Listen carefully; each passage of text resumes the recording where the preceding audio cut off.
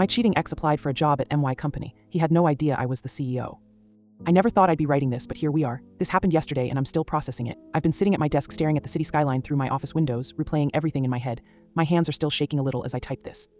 5 years ago, my world fell apart in the most cliché, devastating way possible. My boyfriend of 3 years, let's call him Jake, cheated on me with my roommate and close friend, Sarah, and I don't mean a drunken mistake at a party or a one-time lapse in judgment. This was a full-blown, months-long affair that had been happening right under my nose in my own apartment, probably in my own bed.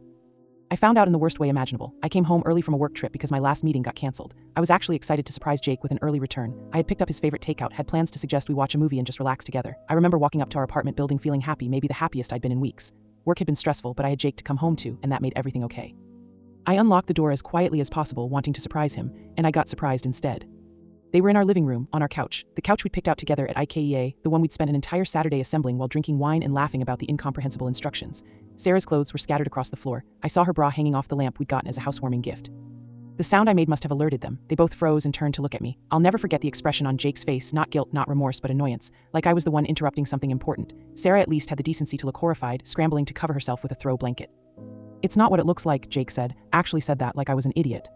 I dropped the takeout bag. I remember the sound it made hitting the floor, the container splitting open, pad thai spilling across the hardwood. "How long?" I asked. My voice sounded so calm, I was weirdly proud of that.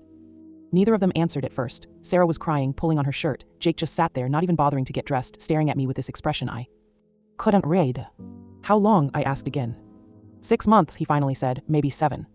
7 months, more than half our relationship at that point. Every date night where he'd been distant, every time he'd stayed late at work, every weekend he'd said he was too tired to go out. All of it made sense in the most horrifying way. "I'm sorry," Sarah sobbed. "I'm so sorry, it just happened, we didn't mean for." "Get out," I told her. "Get your stuff and get out of my apartment." She started gathering her things, still crying, still apologizing, but Jake didn't move. He just sat there watching me, and then he said the words that really destroyed me. "I'm in love with her." Not "I'm sorry," not "I made a mistake," just a simple declaration that he loved my friend more than he'd ever loved me. "We've been trying to figure out how to tell you," he continued. "We're going to be together, I'm moving out, Sarah and I are getting a place." They'd been planning a future. While I was working overtime to save for the vacation we talked about, while I was meal prepping for both of us, while I was building what I thought was our life together, they were planning their exit strategy. Sarah left that night with 2 suitcases of her stuff, promising to come back for the rest later. Jake stayed. He slept in our bed. I slept on the couch, the same couch where I'd caught them. I didn't sleep much, honestly. I just stared at the ceiling and tried to understand how my life had imploded in the span of 30 seconds. The next morning, Jake was cold, businesslike. He told me he'd be out by the end of the week. He didn't ask if I was okay. He didn't apologize again. He just started packing his things like our 3 years together were nothing more than a lease that had expired. What made everything worse was that we shared everything. Same friend group that we built together over the years. Same industry, we both worked in tech, had met at a networking event, knew all the same people. Same neighborhood where we built routines and favorite spots. Same gym, same coffee shop, same dry cleaner. Everywhere I went, I saw reminders of him, of us, of the life I'd thought we were building. Our friends didn't know how to handle it. Some of them tried the staying neutral approach, which felt like a betrayal in itself. Others picked sides, but it was messy and awkward. I'd see photos on social media of people hanging out with Jake and Sarah. Yes, they immediately became a public couple, and it felt like knives in my chest every single time. I lasted 3 months like that. 3 months of running into them at industry events, of hearing through mutual friends that they seemed really happy together, of sleeping alone in an apartment full of ghosts. I was a wreck. I'd lost 15 pounds because I couldn't eat. I was having panic attacks at work. My performance reviews, which had always been stellar, started slipping. I was drowning and everyone could see it. One night I was lying in bed scrolling through Instagram, torturing myself, really, when I saw a photo of Jake and Sarah at a rooftop party I hadn't been invited to. They were laughing, his arm around her waist, and the caption from our mutual friend said something like, "Cutest couple alert." Something in me just broke, or maybe it snapped into place. I realized that staying in this city, in this life, meant watching them be happy while I fell apart. It meant being the tragic ex-girlfriend everyone pitied. It meant never being able to move forward because the past was everywhere I looked. So I made a decision that night, a decision that saved my life. I blocked Jake and Sarah on everything. Instagram, Facebook, Twitter, LinkedIn, their phone numbers, their emails. I didn't send a final text or write a closure letter. I just erased them from my digital life completely. Then I started applying for jobs in other cities, not nearby cities, I'm talking across the country. I wanted distance. I wanted a clean break. I wanted to go somewhere where nobody knew me as the girl whose boyfriend left her for her roommate. 6 weeks later, I accepted a position at a tech company in a city I'd only visited once. I gave my 2 weeks' notice, broke my lease, sold most of my furniture, packed what remained into my car, and left. I didn't tell anyone where I was going except my immediate family. I didn't do a goodbye tour with friends, I just left. The drive across the country took 4 days. I cried for most of the first 2 days, but somewhere in the middle of Nebraska something shifted. I wasn't crying anymore, I was angry, and that anger was fuel. I arrived in my new city with a car full of boxes, a studio apartment I'd rented sight unseen, and a determination to rebuild myself from the ground up. Those first few months were still hell. I was lonely. I didn't know anyone. I'd come home to my tiny apartment after work and just sit there in silence, wondering if I'd made a huge mistake. But I didn't let myself spiral. I couldn't. I'd come too far. I threw myself into work with an intensity that probably wasn't healthy, but it kept me moving forward. I volunteered for every project, took on extra responsibilities, worked 80-hour weeks. I learned everything I could. When my manager mentioned that an MBA might help my career trajectory, I enrolled in an online program that same month. I attended every networking event, joined professional organizations, made myself visible and valuable. The pain fueled me. Every time I felt lonely or sad or tempted to unblock Jake just to see what he was doing, I channeled that energy into my career instead. I became obsessed with success, not because I wanted to prove something to Jake, or maybe I did at first, but because I wanted to prove something to myself. I wanted to know that I could survive the worst thing that had ever happened to me and come out stronger. And slowly, it started working. 1 year in, I got promoted to senior project manager. 2 years in, I was team lead. I was making more money than I ever had, building real friendships with colleagues, starting to date again, nothing serious, but it felt good to know I could. I went back to therapy and actually did the work this time. I started running and completed my first half marathon. I adopted a dog, a rescue terrier mix named Pepper, who became my constant companion. 3 years after leaving, I became VP of product development at my company. It was a huge leap, one that shocked even me, but I'd earned it. I'd completely transformed not just my career but myself. I wasn't the girl who'd been cheated on anymore. I was someone new, someone stronger. 4 years in, I got recruited by a competing company. They wanted me to be their chief product officer. It was a significant pay raise, more responsibility, a chance to shape a growing company's direction. I took it. And then last year, the CEO of a promising tech startup reached out to me directly. They'd heard about my work, seen my keynote speeches at industry conferences, read articles I'd written about product strategy and team leadership. They wanted me to be their CEO. I almost didn't believe it was real. CEO, me, the girl who'd fled across the country 5 years ago with a broken heart and a car full of boxes, was being offered the chance to lead an entire company. I negotiated hard. I asked for equity, for decision-making authority, for the resources I'd need to actually succeed, and they said yes to everything. 3 months later, I moved into the corner office with floor-to-ceiling windows overlooking the city, my name on the door, a team of 150 people looking to me for leadership. I'm not going to lie, I'm incredibly proud of what I've built. I turned my pain into purpose. I used my anger as fuel until it transformed into genuine passion for my work. I built a life that's entirely mine, one that nobody can take away from me because I created it from nothing. Which brings me to yesterday. I had a full day of final round interviews scheduled for a senior project manager position. It's a role that reports directly to one of my VPs, someone I trust completely. We've been searching for the right person for 3 months. We're selective about who we bring on board. Culture fit is just as important as qualifications. That morning, my assistant sent me the candidate list like she always does. 5 names, 5 scheduled time slots. I was scrolling through on my phone during my morning coffee, and then I saw it. Jake Morrison. My coffee mug stopped halfway to my mouth. It couldn't be the same Jake. Morrison isn't exactly an uncommon last name, but something in my gut knew. I opened my laptop and pulled up his resume and LinkedIn profile. My hands were shaking. Same guy, same face in the profile picture, though he looked older, tired. There were lines around his eyes that hadn't been there before, and he'd gained some weight. His smile in the photo looked forced. According to his LinkedIn, he'd moved to my city 6 months ago. I scanned his work history and felt a strange mixture of emotions. After we broke up, he'd stayed at his company for another year, then jumped to a different one. Then another. 6 jobs in 5 years, each one a lateral move or slight step down. His descriptions of his roles were vague, his accomplishments minimal. This wasn't the trajectory of someone thriving. This was someone floundering. His resume showed he was currently unemployed, had been for 3 months. I sat there staring at his information for a long time, my coffee going cold. My heart was pounding. 5 years of silence, of deliberately not knowing what happened to him, of building a life where he simply didn't exist. And now here he was, applying to work at my company.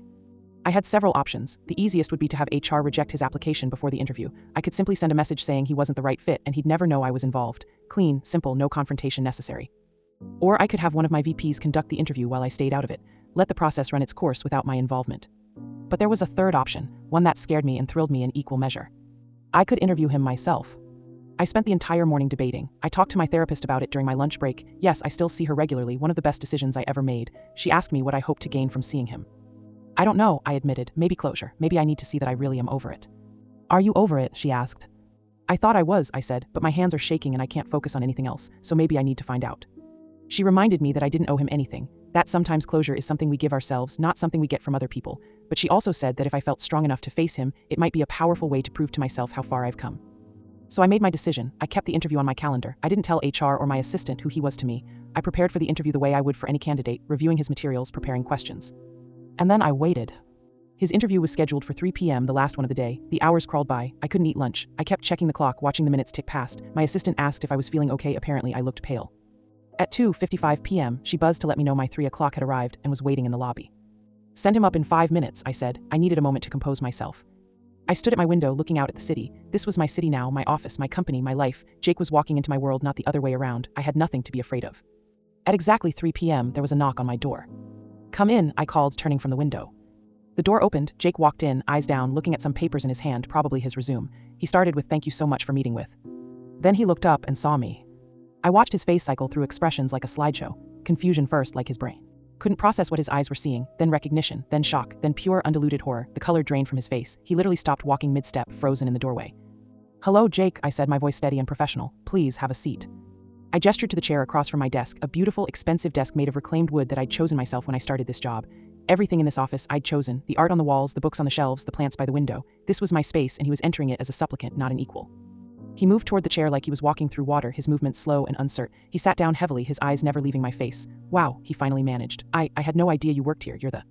CEO, yes. I sat down in my chair, folded my hands on the desk, and gave him my professional smile, the one I use in board meetings and investor pitches. I've been in this role for about a year now. Before that, I was CPO at Quantum Tech. Before that, VP of Product Development at Innovate Solutions. I've been in this city for 5 years. I was establishing dominance, I realized, laying out my credentials, making sure he understood exactly who he was sitting across from.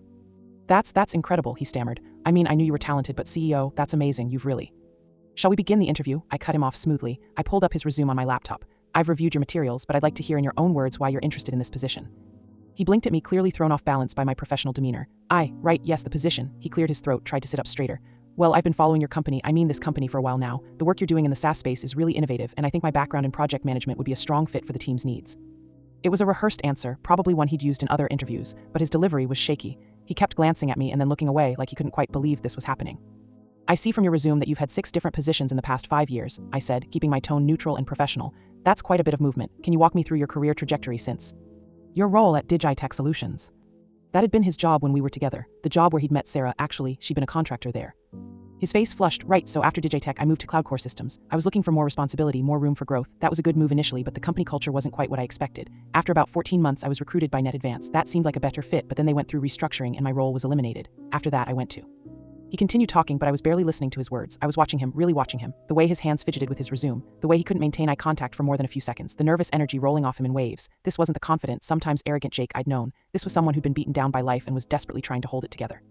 And what attracted you specifically to apply here? I asked when he finished his rambling explanation. We're a relatively small company compared to some of your previous employers. He hesitated. I could see him calculating what to say. Honestly, I read an article about the company in TechCrunch about 2 months ago about your leadership and the company's growth trajectory. It mentioned you by name and He trailed off, then seemed to decide to commit. I saw your name and I couldn't believe it. I tried to find you on social media, but you weren't there. I looked you up and saw all these articles, these profiles, this incredible career you've built, and I thought maybe this was fate, a sign, a chance to. A chance to what? I asked, keeping my voice level. To see you again, he said quietly, to maybe reconnect. There it was, the truth. So you applied for a job at my company not because you were qualified or interested in the role, but because you wanted access to me. No, he said quickly. Yes, I wanted to see you, but I am qualified. I have the experience, I have the skills. Do you? I pulled up a document on my laptop. Because according to the assessment our team ran on all the candidates, your portfolio shows minimal accomplishments in the past 3 years. Your references were lukewarm at best. One of them actually declined to give a recommendation at all. Your technical skills assessment came back in the bottom 20th percentile of candidates we've reviewed.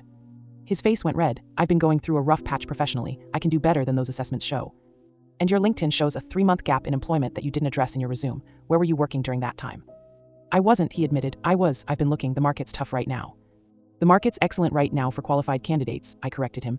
Our HR department has been flooded with applications from excellent talent, so I have to wonder why someone with your inconsistent track record thought this position was a good fit. I was being harsh, I knew it, but something in me needed to hear him struggle, needed to see him fail the way I'd felt like I was failing 5 years ago. Jake slumped in his chair. You're right, I'm not the strongest candidate on paper, but I'm a hard worker, I'm dedicated, and I learn quickly. I just need a chance. Everyone needs a chance, I said, but this is a competitive position. I need more than just potential, I need proven results. There was a long silence. Jake stared at his hands. I could see him battling with himself, deciding whether to keep up the pretense of a professional interview or to address the elephant in the room. Finally, he looked up at me, and there were tears in his eyes. Can we please just talk, he asked, his voice breaking. About us, about what happened. It's been 5 years. I've thought about you so much. I tried to reach out, but you blocked me everywhere. I tried to find you, but it's like you vanished. I even looked for you for years. This is a professional setting, I said, though my heart was pounding. We're here to discuss your qualifications for employment, not our personal history. But how can we not talk about it? He said, leaning forward. You're sitting here, you've become this incredibly successful CEO, and I'm here begging for a job. Don't you see how crazy this is? Don't you feel anything? What I feel is that we're wasting interview time, I said coolly, if you can't focus on the professional matter at hand. Sarah and I didn't even last a year. The words hung in the air between us. I felt my stomach clench, but I kept my face neutral. That's not relevant to this interview, I said. Yes, it is, he insisted. It's relevant because you need to understand what I did to you. Leaving you for her, it was the biggest mistake of my life, the biggest mistake I'll ever make. She wasn't you, she was never you, we fought constantly. She was jealous and insecure. She accused me of still having feelings for you, and she was right. I never stopped. Jake. We broke up after 9 months, he continued, talking faster now, like if he got it all out I'd have to listen. It was ugly. She moved to Portland. I heard she got engaged last year to some guy she met online, and I was alone. I kept thinking about you, about what we had, about what I threw away. I tried to move on, I dated other people, but nobody was right. Nobody was you. You need to stop, I said firmly. When I saw that article with your name, I couldn't breathe, he said. I must have read it 50 times. I looked at your photo, you looked so confident, so successful, so happy, and I was so proud of you, but also I felt like I'd been punched in the gut because I wasn't part of that success. I wasn't there, I gave that up. You didn't give it up, I said, my professional mask starting to crack. You threw it away. You chose to betray me, to humiliate me, to destroy what we had. I know, and I'm sorry. I'm so sorry. He was openly crying now. I've regretted it every single day for 5 years. Every day I wake up and remember what I did to you, and I hate myself. I ruined the best thing in my life. I ruined us. There is no us, I said. There hasn't been for 5 years. But there could be, he said desperately. That's why I applied here. When I saw your name, I thought maybe this was fate giving me a chance to make things right, to show you that I've changed, that I've grown up, that I understand what I lost.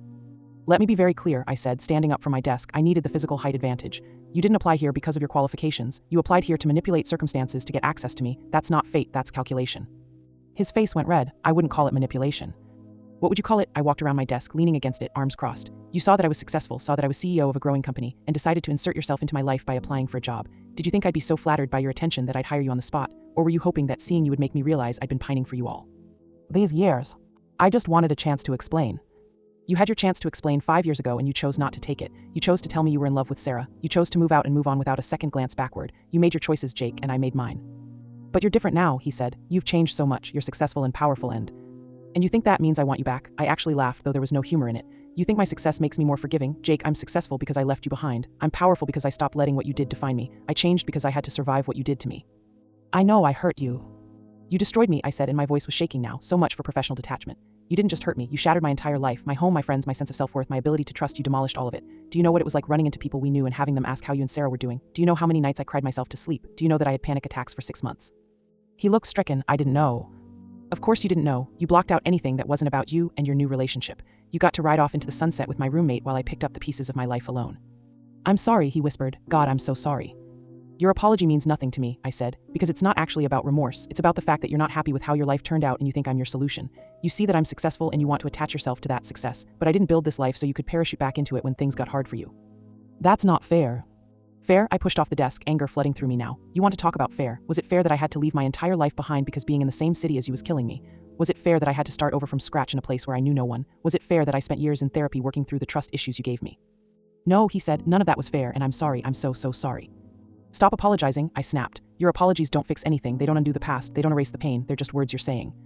Because you think they'll get you what you want. What do you want me to say? He asked helplessly. What can I possibly say to make this better? Nothing, I said. There's nothing you can say because I don't need anything from you anymore. I needed you 5 years ago. I needed you to fight for me, to choose me, to see what we had and value it. But you didn't, and I don't need you now. We stared at each other across my office. I could see him processing this, see the realization dawning on his face that this wasn't going to go the way he'd imagined.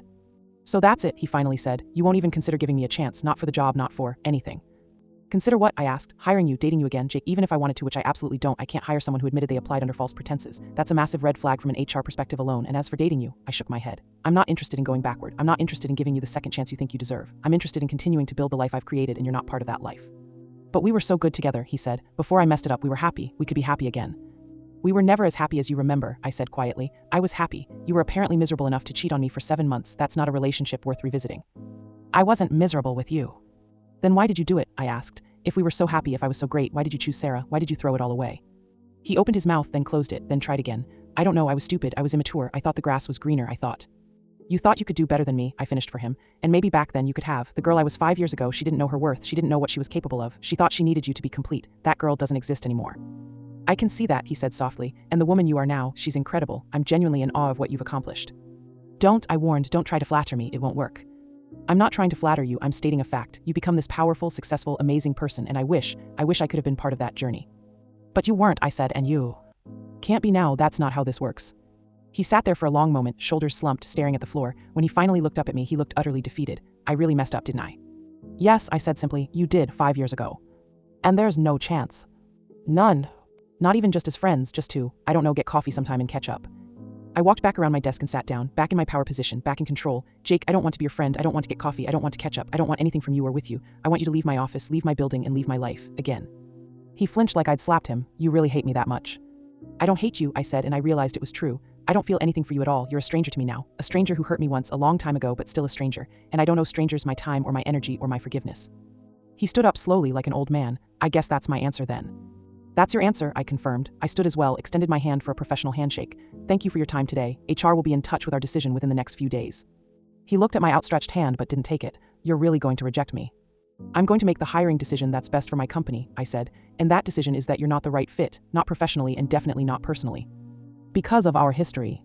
Because you're not qualified, I corrected. Your history of job hopping, your mediocre references, your poor assessment scores, and your admission that you applied to manipulate circumstances to see me rather than out of genuine interest in the role. Any one of those would be grounds for rejection. All of them together, it's an easy decision. He finally shook my hand, his grip weak and clammy. For what it's worth, I really am happy you're doing so well, even if I can't be part of it. I didn't respond to that. I walked to my door and opened it. Goodbye, Jake.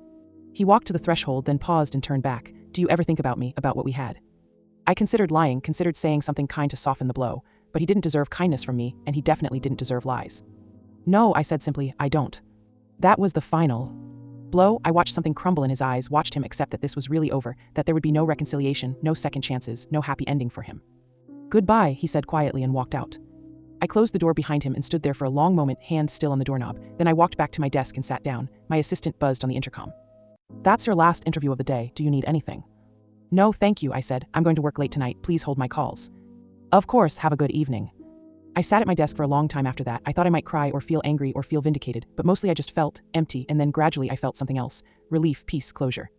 For 5 years, I'd wondered what I'd say to Jake if I ever saw him again. I'd rehearsed conversations in my head, imagined scenarios, practiced cutting remarks, and now it had happened, and it was nothing like I'd imagined. It wasn't dramatic or cathartic, it was just done.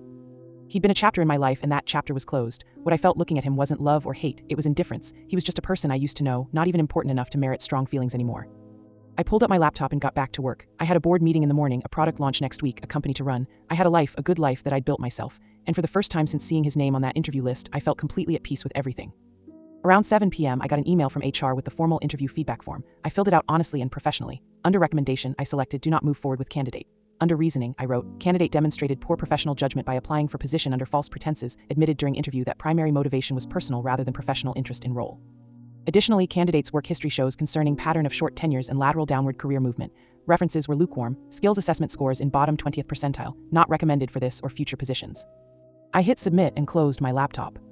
The next morning I came into work early like I always do. My assistant was already there, she's incredible, always ahead of me somehow, with my coffee and my schedule for the day. How were the interviews yesterday? She asked as I settled into my office. Fine, I said. I think we have a strong frontrunner for the position. The second candidate we interviewed showed a lot of promise. Great, I'll let the team know. Oh, and HR wanted to confirm, all the rejection emails for yesterday's candidates can go out this morning. Yes, that's fine. She nodded and left. An hour later, she buzzed to tell me the emails had been sent. I tried to focus on work, but I kept thinking about Jake receiving that email. I imagined him checking his inbox, seeing the subject line, regarding your application to our company. I imagined him opening it with hope, maybe even with confidence that our connection would work in his favor, and then reading those impersonal corporate words, thank you for your interest, after careful consideration, not moving forward at this time, wish you the best in your future endeavors. Around 11 a.m., my assistant buzzed again. You have an email marked urgent from Jake Morrison, the candidate from yesterday. My stomach tightened, forward it to me. The email appeared in my inbox moments later. The subject line was please reconsider. I stared at it for a full minute before opening it. Dear Jenna, I know the interview didn't go well yesterday and I understand why I received the rejection email this morning, but I'm asking you, begging you to reconsider, not just about the job, but about everything. I know I don't deserve another chance. I know what I did was unforgivable, but I've changed. I'm not the same person who hurt you 5 years ago. I've spent every day since then regretting what I did, wishing I could take it back, wishing I could go back and make different choices. Seeing you yesterday was like getting hit by lightning. You're so far beyond who I remember. You're confident, successful, powerful, everything I always knew you could be, and I'm so proud of you, even though I have no right to be, even though I wasn't there for any of it. I know the timing looks bad. I know it seems like I only want you now because you're successful, but that's not it. I wanted you 5 years ago and I was too stupid to hold on to you. I wanted you 3 years ago when I tried to find you and couldn't. I wanted you last year when I lay awake at night thinking about all my mistakes. I've always wanted you. I just didn't realize what I had until it was gone. Please. Just give me a chance to explain in person. Not in your office, not in a professional setting, just coffee, just one conversation. Let me show you that I'm not the person who hurt you. Let me prove that I've grown. I'm not asking you to take me back. I'm not asking you to hire me. I'm just asking for 1 hour of your time, that's all, please. I know you said you don't feel anything for me, but I don't believe that. What we had was real. It was the most real thing in my life. That doesn't just disappear. Please respond, even if it's to say no again, just please don't ignore this. Jake. I read the email 3 times. Each time I felt something different. The first time I felt angry. How dare he ask me for anything after what he did? The second time I felt sad for the person I used to be, the person who might have been moved by this kind of plea. The third time I felt nothing but tired. I hit reply and typed. Jake. I received your email. My answer is no. No to coffee, no to conversation, no to any continued contact. You say what we had was real, and you're right, it was, but that was 5 years ago. The person you knew doesn't exist anymore. The person you're asking to meet with you is someone entirely different, someone you don't actually know. You want closure or a second chance or vindication or something, but I can't give you any of those things. I won't. I don't owe you my time or my emotional energy. You need to move on, not with me but from me. I hope you can do the same.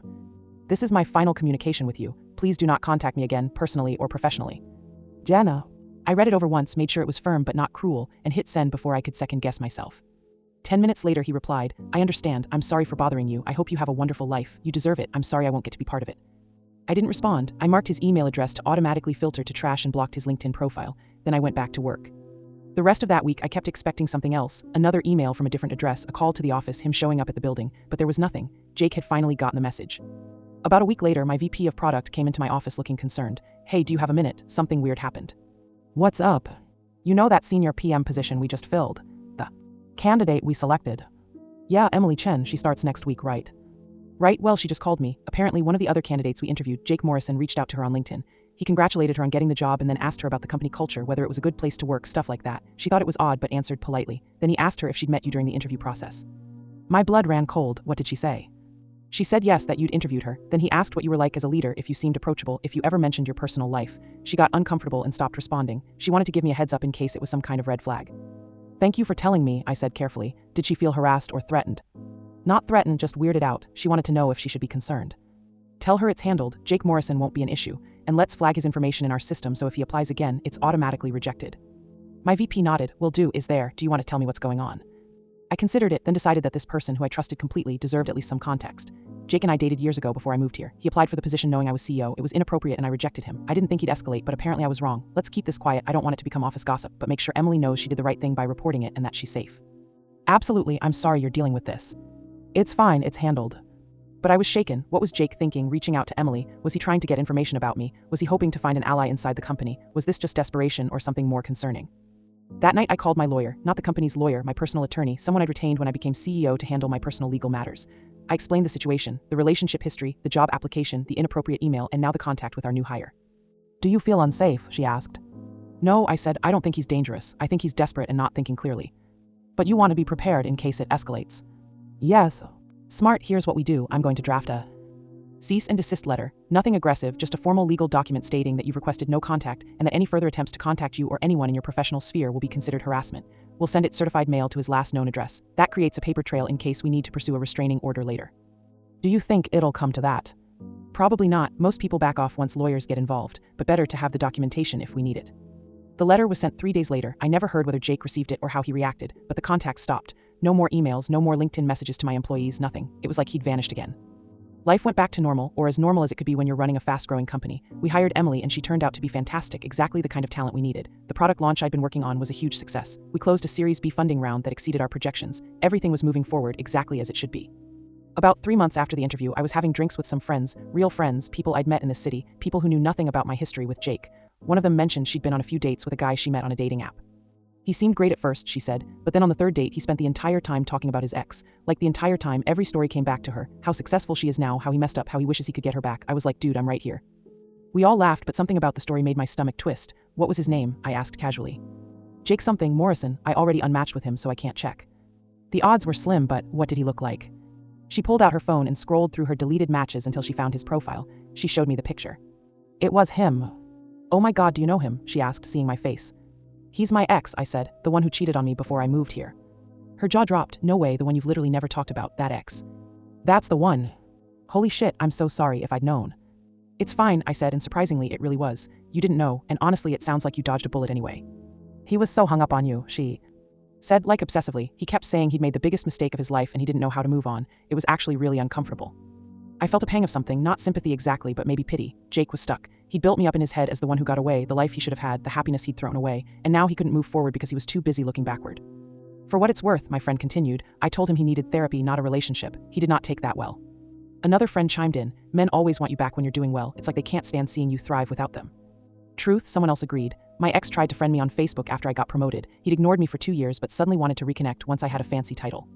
We spent the rest of the night sharing terrible ex stories, and by the end of it I realized something important. I wasn't special. My story with Jake wasn't unique. There are countless women who have been cheated on, who have rebuilt their lives, who have succeeded despite or because of their pain. And there are countless men like Jake who don't appreciate what they have until it's gone and then spend years trying to recapture something that never existed the way they remember it. I was just one more woman who'd survived heartbreak and come out stronger, and Jake was just one more man who'd made a stupid choice and had to live with the consequences. That realization was freeing in a way I hadn't expected. Over the next few months, I heard about Jake a few more times through the grapevine. Another friend matched with him on a different app and had basically the same experience. A first date spent listening to him talk about me. Someone in my industry saw him at a networking event and said he looked rough, like he wasn't sleeping well. A recruiter I know mentioned she'd interviewed him for a position and he'd bombed it, seemed distracted and unfocused. I felt bad for him in the way you feel bad for anyone who's clearly struggling, but I didn't feel responsible for his struggles. I didn't feel guilty for rejecting him. I didn't feel like I owed him anything. His inability to move on was his problem, not mine. About 6 months after our interview, so almost 6 months from today, I was at an industry conference giving a keynote speech about innovation and resilience. In tech, the room was packed, maybe 500 people. I was halfway through my presentation when I looked out into the audience and saw him. Jake sitting in the back row staring at me. I faltered for just a moment, lost my place in my notes, but I recovered quickly, pushed through the rest of my speech. The whole time I was aware of him watching me. It should have felt threatening or uncomfortable, but instead it just felt sad. After my speech, there was a Q&A session. Several people asked questions about my career trajectory, about how I built my company, about advice for young professionals, and then Jake raised his hand. The moderator called on him. He stood up and I could see that everyone in the audience was looking at him now. He had a microphone in his hand. My question is about resilience, he said, and his voice was steady. You talked about overcoming setbacks and using failure as fuel for growth. Can you talk about forgiveness, about giving people second chances when they've made mistakes? The room was silent. I knew what he was doing. He was putting me on the spot, using a public forum to try to get a response from me. I smiled professionally. That's a great question. I think forgiveness is personal and contextual. In business, we give people second chances all the time. Clients who miss deadlines, employees who make errors, partners who don't deliver. That's different from personal forgiveness, which isn't about the other person. It's about freeing yourself from carrying anger or resentment. So you believe in forgiveness, he pressed. I believe in moving forward, I said carefully. Sometimes that includes forgiving someone. Sometimes it just means accepting what happened and choosing not to let it define your future. The key is understanding that forgiveness isn't something you owe anyone. It's something you choose for yourself if and when you're ready. And what if the person who hurt you has changed? What if they've spent years regretting what they did? The moderator stepped in. I think we need to move on to other questions. It's okay, I said. I looked directly at Jake. If someone has genuinely changed, that's wonderful. I hope they use that growth to build better relationships and make better choices going forward. But change doesn't erase the past, and it doesn't obligate the people they hurt to welcome them back into their lives. Sometimes the best thing you can do for someone you've hurt is to let them move on without you. Jake sat down. I took a few more questions, finished the session, and left the stage to enthusiastic applause. Afterward, during the networking reception, I kept expecting Jake to approach me, but he didn't. I saw him across the room a few times, always at a distance, always watching. Eventually, I lost track of him in the crowd. I was talking to a potential investor when my phone buzzed. A text from an unknown number. You were amazing up there. I'm sorry for the question. I'm sorry for all of it. I'm going to stop now. I'm going to let you go. You deserve to live your life without me haunting you. I just wanted to tell you one last time I'm proud of you and I'm sorry. Goodbye. I stared at the text for a long time, then I deleted it and blocked the number. That was 4 months ago. I haven't heard from Jake since. Haven't seen him at any events, haven't had any mutual friends mention him, haven't received any emails or messages. It's like he finally understood that there was no scenario where we end up together, no universe where I take him back, no amount of groveling or changing or waiting that would make me see him as anything other than a chapter of my past. And honestly, I hope he has moved on. I hope he's in therapy. I hope he's working on himself and building a life that makes him happy. I hope he finds someone who's right for him, someone who isn't me, someone he can build a healthy relationship with. But mostly, I just don't think about him anymore. I'm sitting in my office right now, writing this on a Saturday morning because I came in to catch up on some work. My dog is asleep under my desk. I have a date tonight with someone I've been seeing for a few months, someone kind and funny and stable, someone who doesn't have any baggage with me, someone who sees me for who I am now, not who I used to be.